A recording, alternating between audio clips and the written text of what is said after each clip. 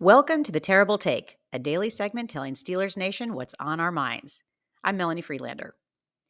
When the NFL Scouting Combine begins 2 days from now, a total of 324 invited draft prospects will participate, but that almost wasn't the case.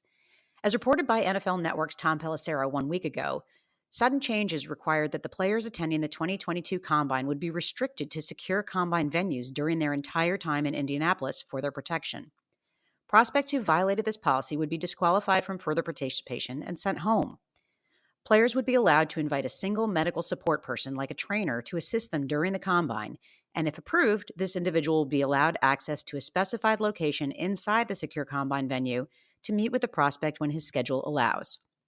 That support individual had to be fully vaccinated against COVID-19 and boosted, as well as symptom-free and wear a mask when players are present. Additional changes to the format included fewer days on site, reduced physical testing schedule, and stricter meal options and timing. This was all supposedly in the interest of limiting COVID exposure to the players. This was referred to as a bubble, except that it wasn't a functional bubble in any way. Unlike the bubble created by the NBA for the 2020 finals, the NFL Combine participants would not be isolated for a set period of time prior to the beginning of the event or retested before it began, nor would any of the people staffing the event or the NFL team scouts or representatives. And while limiting COVID exposure is meant to keep the players safe, having the proper trainers and physical therapists available is crucial for player health as well.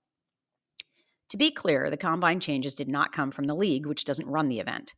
But coming so soon after a playoff season that had very few COVID rules and a Super Bowl attended by 70,000 people, most of whom were not wearing masks, this policy change for the Combine seemed extreme to most. The response from the players was almost immediate, as representatives of 157 players from 14 agencies threatened to boycott the Combine. And while the NFLPA doesn't represent these NFL hopefuls yet, they added their voice to the pushback to advocate for players' rights to fair treatment. The Combine organizer, National Football Scouting, quickly backed down and modified the new restrictions.